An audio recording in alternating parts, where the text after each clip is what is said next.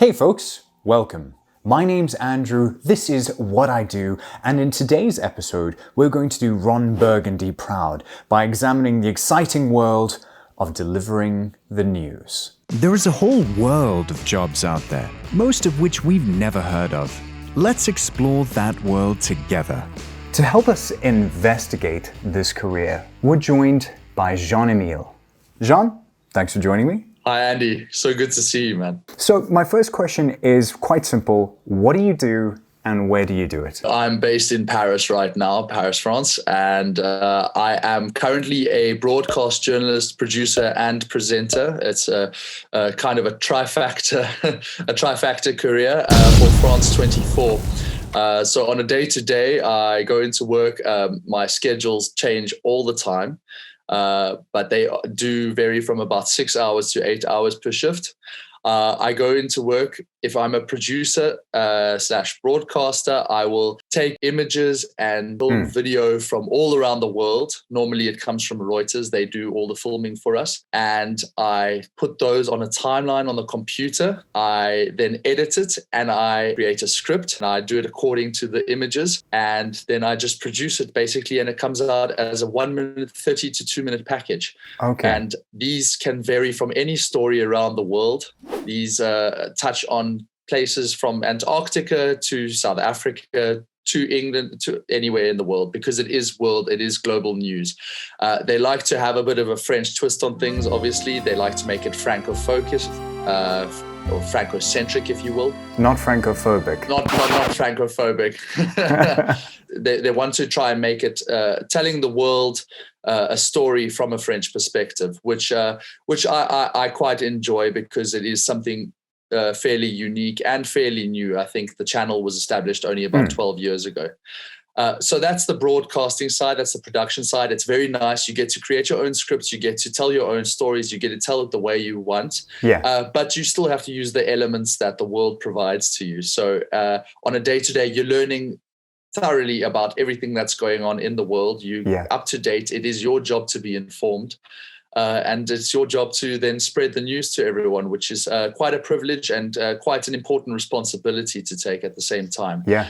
Even when you are creating your packages, even when you are writing your scripts, you do have a job to keep things constant and balanced and make sure that all the wording you use is correct. All the labels that you give to things, all the importance that you place on people and on events is done according to the correct status quo. Right. As for the presenting, it happens very much the same way. You do have to consult with your team. Everyone's got a team basically that they work in. On a day-to-day, presenters in the whole will have a chief producer and an assistant producer. And they will work as a triumvirate team there and basically create that rundown for their show. And a show can last anything up from 10 minutes to 15 minutes to an entire debate, which is an hour. Those are what the more experienced presenters do. Myself as a sports presenter, I will conduct a 10-minute show on a Sunday and a 5-minute show with a back and forth with another presenter in the weekdays. And that's what I was doing yesterday. Do you spend most of the time on the producing side, or is it a bit of a balance? I think the nice thing is when you do get a balance, most people in the working space, they try and at least enter into different facets of what they could be doing. There is a whole lot of different opportunities within at least France 24, where I work. You can work on the desks and create these news packages for the global audience. You can work on social media and create Instagram stories and work on the Twitter videos. Then you can work with people. There's a show called Observers where people send in their stories from around the world, which is very nice because it works on global citizen journalism. On a day-to-day, personally, I do more desking, but it's always nice to have a filler with sports presenting. And would you like to know what that entails a little bit more thoroughly? Sure. I can always cut it out if it's boring. Perfect. Well, as I said, so we basically get a piece of information that's delivered to us from Reuters, or Associated French Press, basically any one of the wire systems that produces news on the go. These are the places which produce news as it happens.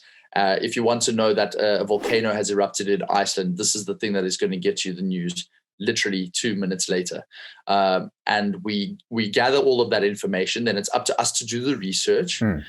And from all of that research, which you only pretty much have an hour to basically get through, you have to then formulate a nice, easy for listening on TV script, and then basically gather all of those images that have been sent along with the script information, and then put that on the computer and edit it accordingly. Right.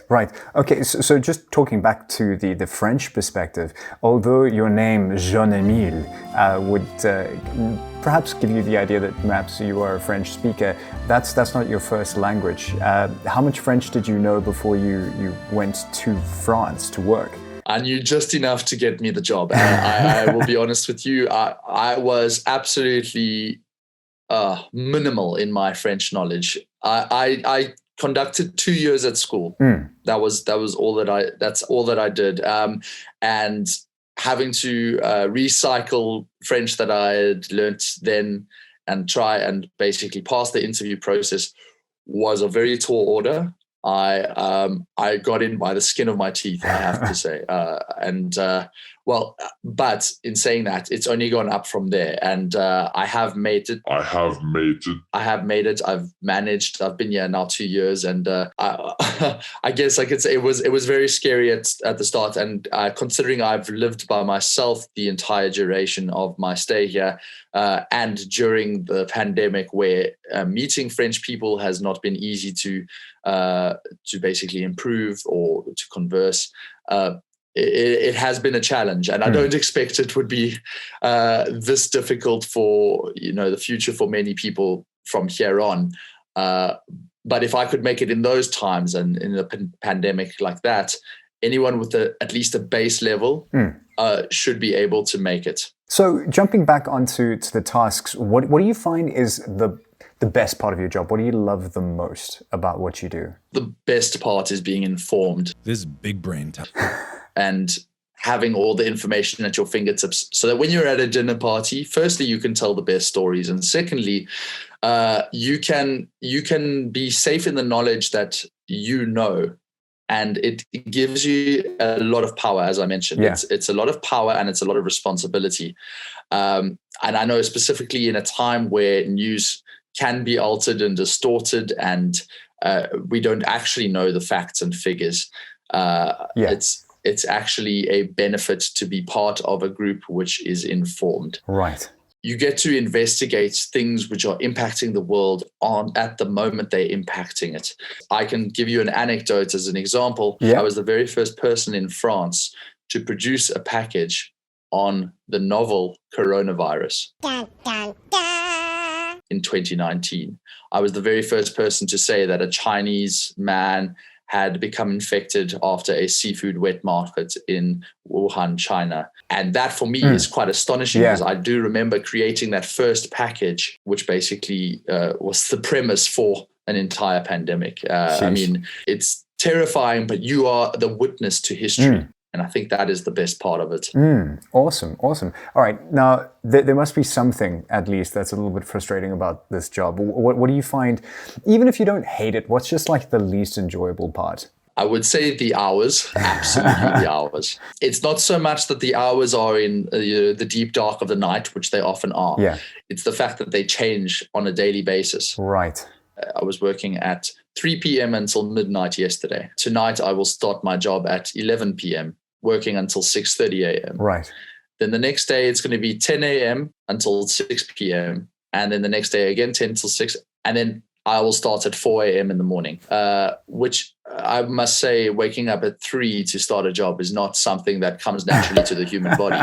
So it is a challenge. It is absolutely a challenge. And you have to still produce at a very high level It doesn't matter. You are judged on your performance, no matter the hours. It is a very cutthroat, high risks kind of profession in terms of the fact that you are as good as your last story. You feel this way, at least. It's just one of those things where your reputation grows on a daily without you realizing it.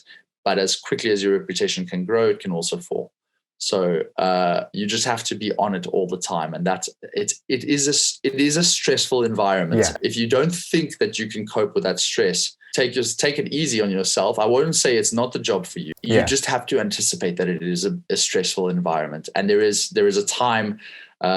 There is a time limit on your work. All right, awesome. So on that sort of note of talking about what sort of people would be suited, who do you think would be ideal for this position, or even would just really love it? Someone who would suit this role is someone who immerses themselves in the news. I must admit I'm a bit of a Twitter addict in terms of the fact that I gather my information, but I don't only gather my information, I gather the information of how people are reacting to the information. Right.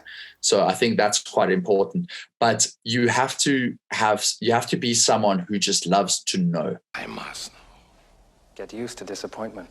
That is a fundamental aspect of this. I think a second part of it is being able to hear something and to tell it in your own specific way with your own personality. Right. Thirdly, someone who is at least decent with the language. Je m'appelle. Me poupou. It does help, but it doesn't necessarily make a good journalist. Right. But I think as a person, you really have to understand that you can't take things personally.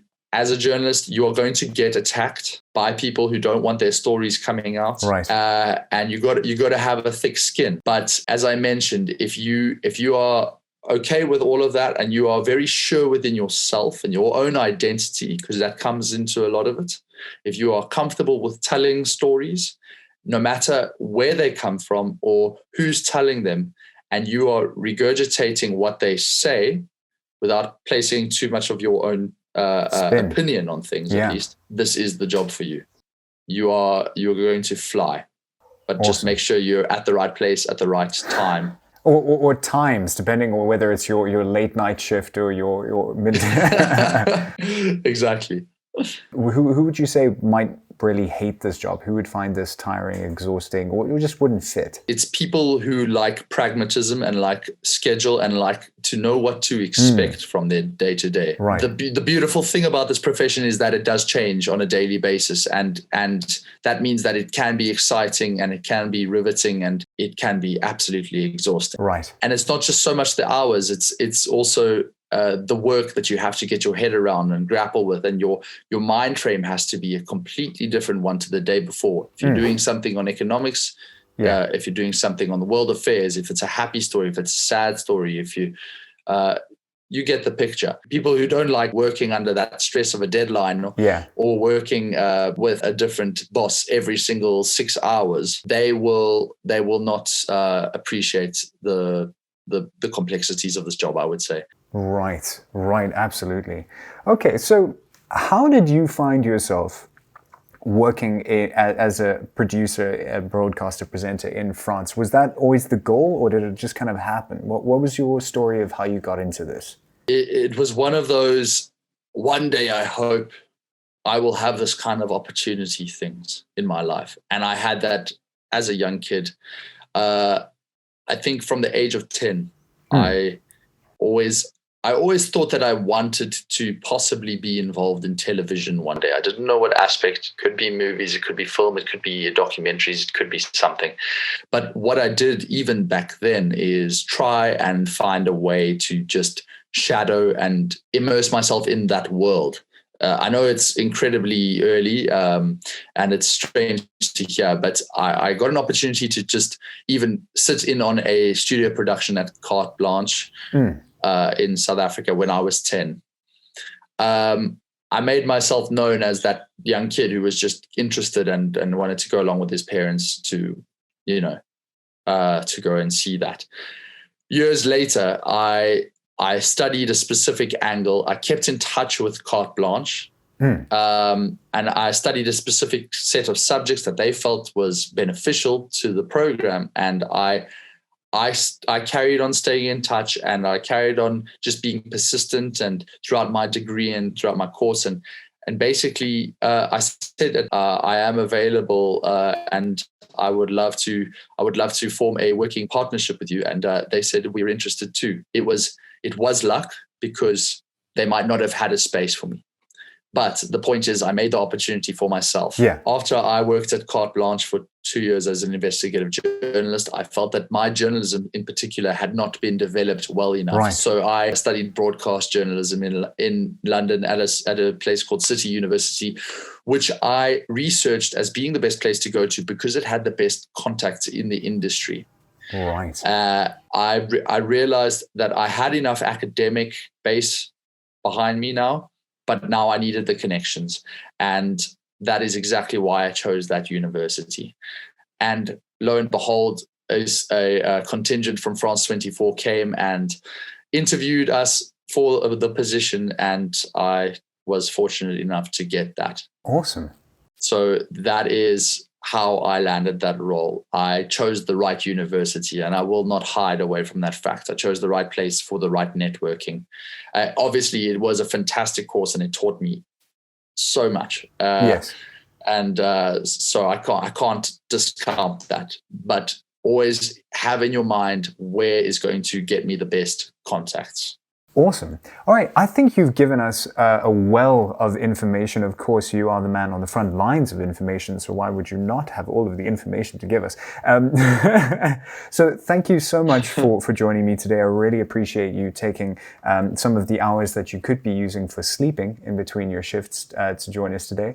So it's much appreciated. Thank you very much, and have a lovely day further. Thanks, Andy. Thanks so much for the opportunity. So that was the world of journalism. Perhaps you fancy a career for yourself in the limelight, presenting the news. Or maybe you prefer something a little less conspicuous. If there is a career that you would like to learn about, or a unique career that you would like to share, leave a comment down below. And remember, if you'd like to stay up to date with what careers are out there, don't forget to like and subscribe. Cheers!